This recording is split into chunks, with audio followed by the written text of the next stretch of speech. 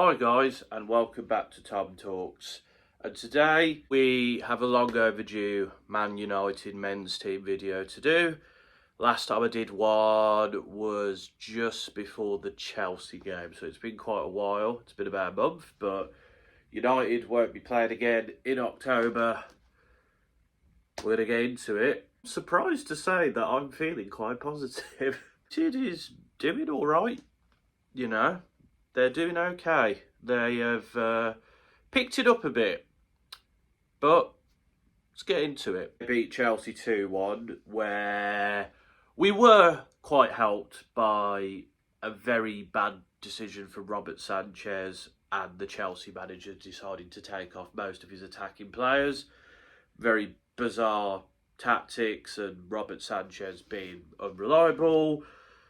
Bruno scores from a Dorgu cross, and then Maguire's challenge leads Casemiro to score. Casemiro then gets sent off, and we basically defend most of the second half. They do get one back from Chalobah, but we hold out and we get a win. It was not a great performance by any means. We did take advantage of them losing 10 men, and Mbeumo did well to win the penalty.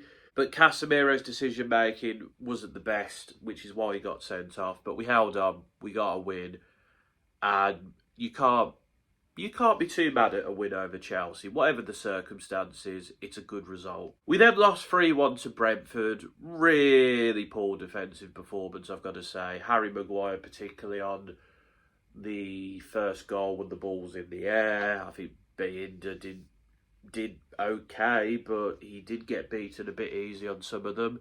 Jordan Henderson, of course, was fantastic for Brentford as well. Mikel Damsgaard, and defensively they did their job. Benjamin Sesko, though, got his first goal, so that was nice, but very poor performance. And there was a lot of people who were basically saying, look, I think it's time to move on for Amorim. I wasn't sure at that point, because it was early on in the season. I felt like he needed a bit of time, but also we keep doing this with managers, and we can't. We've got to give them time sometimes. But on the other hand, the team weren't playing well. They didn't look like they could do the system. So I didn't know what to think. But just before the international break, we get a very important 2-0 win over Sunderland, with Mason Mount scoring a lovely goal set up by Mbeumo, and Benjamin Sesko getting another goal as well, and San Lemans made his debut and kept a clean sheet, and he looks really good in goal, I've got to say. Very astute, very confident, and he just does what needs to be done. And we've needed that in a goalkeeper for a while, so props to the Mans. A clean sheet, our first this season, so very important. And Sunderland are a decent side. They're, we'll get to the Premier League later, but beating them is no mean feat. Then beat Liverpool 2-1, a Liverpool team who I will say are quite poor, but they did have plenty of chances. Cody Gakpo hit the post/bar 3 times. Salah had a good chance. Gakpo himself had another good chance. We take the lead early on, really took the initiative, and Diallo with a lovely ball through to Mbeumo, lovely finish. They finally get their goal through Gakpo, but then an absolutely exquisite volley from Bruno goes into the area, and who pops up to score it? Harry Maguire. And I've got to say, Le Mans was great in that game. I thought defensively we were really in control. Maguire and De Ligt in particular. I thought Bruno and Casemiro were great in the middle of the park. Diallo and Mbeumo were really working on that right-hand side. It was a really good performance. And our first win at Anfield in 9 years. It's a big deal. Then we beat Brighton 4-2. And defensively, a bit sloppy, I've got to say.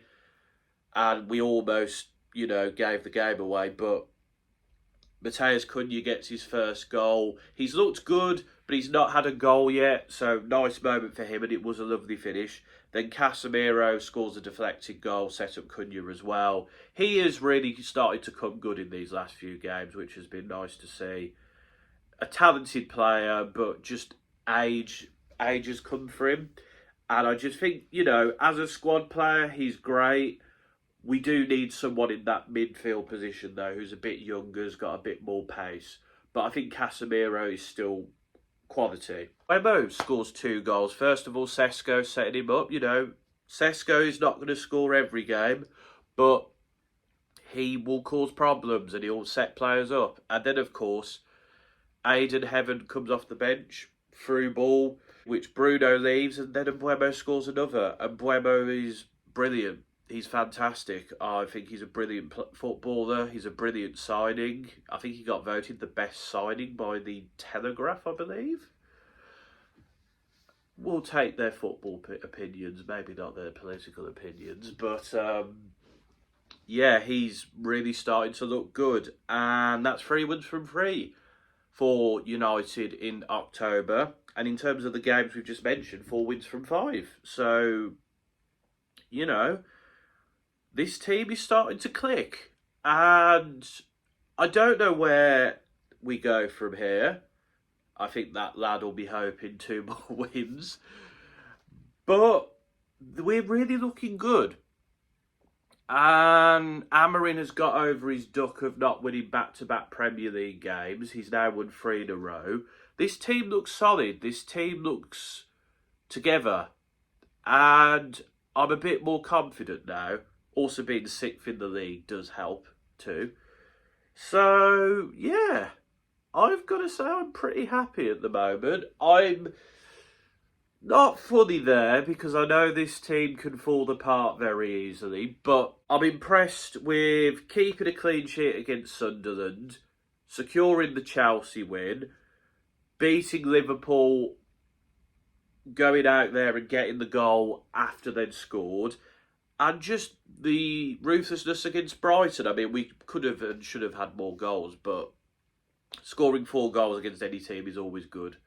So I'm very happy with that.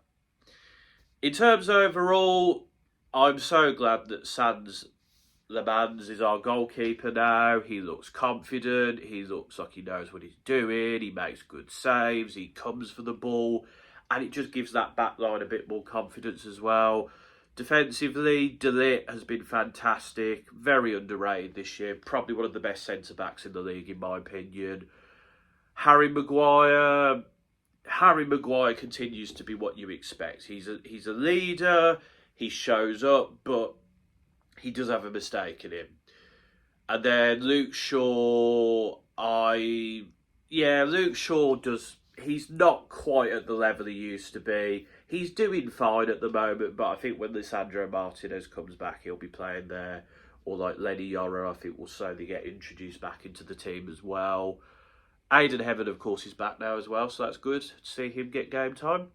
In the midfield, Casemiro and Bruno are starting to look really good together. Bruno maybe not getting the goal and assist output he would have done last year, but he's still getting goals and assists. Hopefully, he will score his next penalty, as he didn't score penalty against Brentford as well, on top of the Fulham one. But they're both looking quite good in the middle of the park. And, you know, it's becoming very difficult for Kobbie Mainoo to get game time. And I feel bad for him, but realistically, if Bruno is doing his job and playing on form, then you're not going to get ahead of him. Amad Diallo is starting to look really good on the wing, and he's got a nice little partnership with Mbeumo now, so that's good to see. I think Dallo and Dorgu are both decent. They're fine, but that is an area where long-term we do need to look at. And then in the cam positions, I mean, Mbeumo has been absolutely brilliant. He is probably the best signing that we made this summer, in my opinion. Mason Mount, when he's playing there, is looking pretty good. Mateus Cunha is really looking good, and he's got his first goal. And then up front, Sesko, I think, has been decent. He's not been amazing, but he's getting goals and assists. He's making his mark in the team, and I like him. And I think he is good at his job.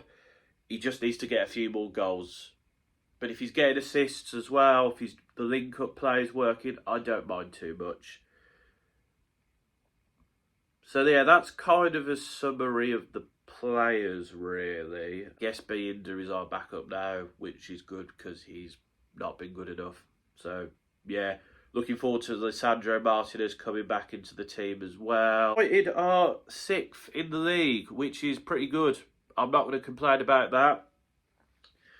Where will we finish this season? I think I said 7th, maybe 5th if we signed a midfielder. So we're about there now. So it's a bit still too early in the season. You know, you've got Bournemouth and Sunderland in the top 4 at the moment. Now, are they going to be there at the end of the season? I don't know. So we'll kind of come back to this a bit later in the season. But if we keep up some good form and if we keep playing at a good level, we should be in conversation for those Champions League places. But we'll see. We'll quickly round up the rest of the Prem. Arsenal at the top. They're getting the job done, aren't they? Eze, Saka, Martinelli, Trossard, whoever's playing for them is doing their job. Gyökeres is getting enough goals, even though he's not looking entirely convincing. They're just getting the job done, this Arsenal team, and they have that squad depth now where Martin Odegaard could be injured and they're all right. Gabriel Gabriel could be injured and they're all right. One of the fullbacks could be injured and they're all right. Midfield the same. Oh, and Declan Rice is still great as well. So yeah, Arsenal looking really good. Probably the favourites at the moment. Bournemouth for second. Really been impressed by them. Semenyo has been absolutely brilliant. Defensively, they're very strong. They don't concede too many goals. They're looking really good. Iriola is a fantastic manager. And Bournemouth probably could get in Europe this year. Now, what form of European competition remains to be seen, but I think they're a favourite already. Spurs are third. They have been a bit inconsistent. I think their lack of like a striker who's doing the job is as a result of that. But, you know, when you've got players like Mohamed Kudus and Mickey van der Ven in your team, you're going to, and players like Xavi Simons as well, you're going to do good. And, you know, third is probably where Spurs will want to be at the moment. But I think it remains to be seen where they will finish, as they have been a bit inconsistent. Sunderland are fourth. I mean, they've really impressed me. Will Isidore, Lafay, Granit Xhaka. There's loads of other players I could name, but this Sunderland team is really good. And that's why I think beating them at Old Trafford 2-0 is a good result, because they're fourth in the league. They're really good, this Sunderland team. Will this drop-off happen at some point? Probably. But you know what? This Sunderland team, to have come up and to be doing this well, I think is very impressive, and it has to be credited. Man City are fifth. Erling Haaland is obviously fantastic. One of the best strikers in the world right now. But if he's not on form, Man City aren't on form. And if something happens to him, then they're a bit screwed, as shown by the Aston Villa game. Liverpool, the seventh. Oh dear, they're really not in good form at the moment. They have lost 4 league games in a row. Salah is really having a drop-off. Defensively, they're looking very naive. The full-backs are struggling. The midfield isn't quite as tight-knit. Cody Gakpo has been really good for them, I've got to say. But this Liverpool team is struggling and they're in free fall right now, so they need to get their stuff together. Villa have recovered very well from a poor start of the 6th to be 8th. I mean, Ollie Watkins obviously isn't delivering, but, you know, you've got Buendia stepping up. It's good to see him playing well. Matty Cash is stepping up. I know a lot of Villa fans will be surprised by that. I think they've been strong at the back. Martinez is obviously still a good goalkeeper. Daniel Milan is doing quite well for them. Jadon Sancho is having a bit of a horror story there, but 8th place, I think Villa will be happy after a poor start to the season. Chelsea are 9th. They're very inconsistent. They have very talented players like Caicedo and Palmer and Estevao and Achimpong, but they also have players like Robert Sanchez, and Joe Pedro was quite good at the start of the season. He's not delivering now. His Chelsea team is just way too inconsistent, and they've got to get some consistency, otherwise they won't be getting Champions League football next year. Palace are 10th, obviously had a really good start to the season. They've dropped down a little bit, but Oliver Glasner's doing a good job there. They've won one and lost one in Europe. I think they'll be okay. Jean-Philippe Mateta is fantastic. He's made the Saris, Enders, where it's Gehi, Richards, whoever. They're all quite good. And Adam Wharton's obviously a brilliant midfielder. I think Palace are where you'd expect them to be. Brentford are 11th. I've got to say, my bad. Keith Andrews, you did a good job. Jordan Henderson is great. Igor Thiago has been really good up front. Dango Utara is looking decent. Was he worth what they paid? Maybe not, but he's doing a good job there. And Kieran Kelleher is a good goalkeeper, which we're not surprised by, but fair play, Brentford. You're doing all right. Newcastle at 12. I think they'll be a little disappointed. Obviously, Nick Voltemade is doing really good. Malik Chow has been a good signing. Nick Pope's doing really well in goal. Anthony Gordon has been pretty good in the Champions League. But I think there is a few times where they get caught out by pace. You know, if Dan Burns playing at left back, for example, that's a problem position for them. Or they just don't take the horns. And maybe the Champions League is having an impact on them. But I don't think they should be too worried. But 12th isn't great for what Newcastle want. Brighton are 13th. Danny Welbeck has been really good. Got to point that out. But yeah, Brighton are just inconsistent. They are quite happy being inconsistent. They'll be mid-table. They seem to be happy with that.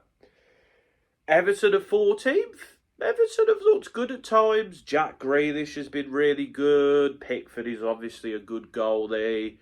Kiernan Dewsbury Hall looks decent. Beto is not the man up front, really. And I think defensively, they are not the best. But Everton are fine. Leeds in 15th and Burnley in 16th. The promoted sides are getting results against the teams they need to. They're looking good. They've got talented young attacking players. They've got decent goalies. Dubravka in particular for Burnley, I think he's going to be a very good and important signing. They're looking good. And I'm really happy that this season, the Premier League, there is actually some jeopardy there, especially for the relegation battle. Fulham are 17th. Lack of goals. Lack of goals is the case here. You know, Bernd Leno is obviously still a good goalie. They've got a decentish defence. You know, Kevin looks decent. But the lack of goals are really hurting them there. And they need to wake up a bit because they're sleepwalking into a relegation battle. Forest are in 18th. Absolute mess at that club. It really is. I mean, sacking Nuno, appointing Postecoglou, sacking him after only a few games. Sean Dyche will steady the ship a bit, but I think for Forest, they're about staying up this season. I think Sean Dyche will probably do enough. I think they've clearly got talented players like Gibbs White and Elliot Anderson, Murillo, Milenkovic, you know. But it's an absolute mess at that club, it really is. West Ham are 19th. I don't know what to say. West Ham have they're just not good. You know, Jared Bowen is good, but the rest of that team just is not looking up to scratch at the moment. And Nuno's got his work cut out for him, I've got to say.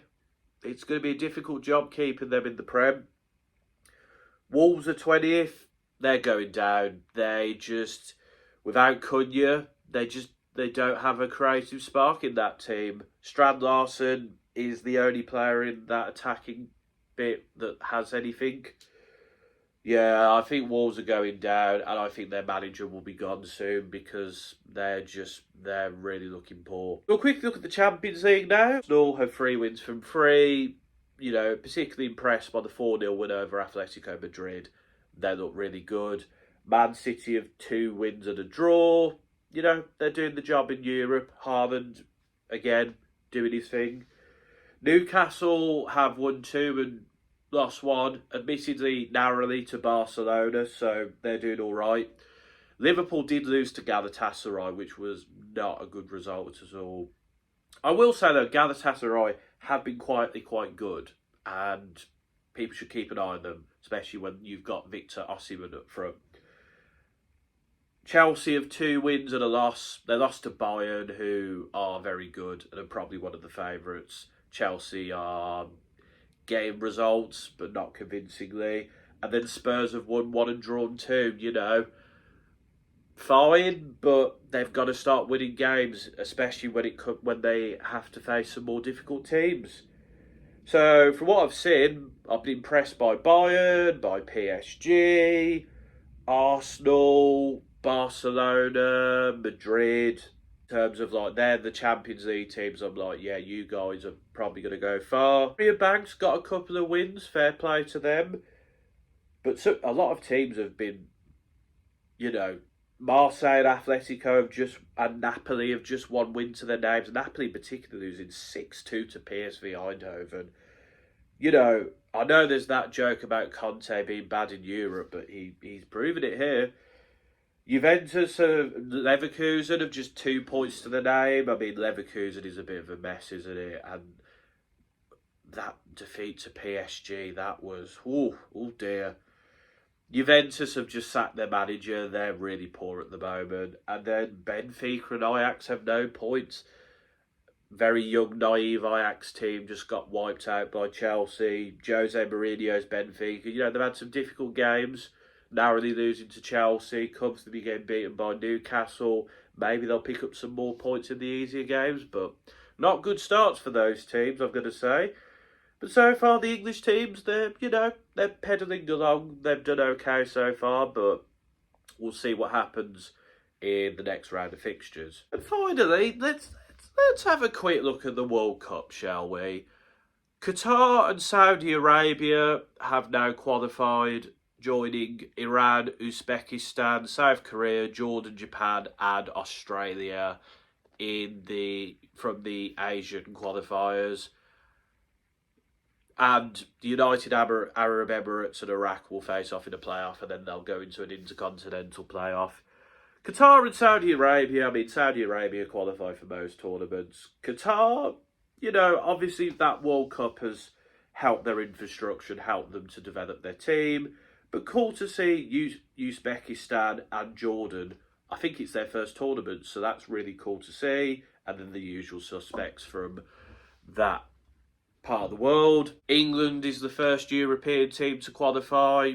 They're just getting the job done, really. We've got a talented group of players. People will criticise Thomas Tuchel and the way he plays, but, we get wins, and the results against Serbia and Latvia, I think, were a lot better from England. From Africa, now know that Egypt, Senegal, South Africa, Cape Verde, Morocco, Ivory Coast, Algeria, Tunisia and Ghana have qualified. Again, outside of Cape Verde, the teams you'd expect, but what a moment for Cape Verde to qualify for a World Cup.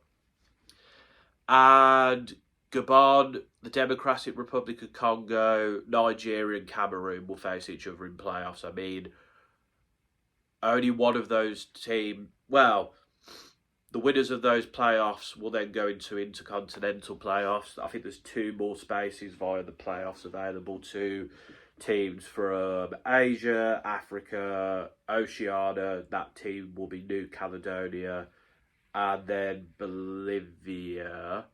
And then some teams as well from the North Central American qualifiers, but outside of the host Mexico, USA and Canada, that qualification is still going on at the moment. But cool to see somebody like Cape Verde qualify, I've got to say.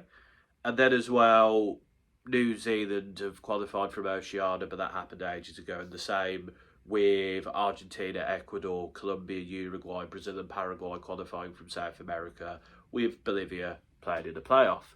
So I'm glad that we're seeing some new teams get into the World Cup.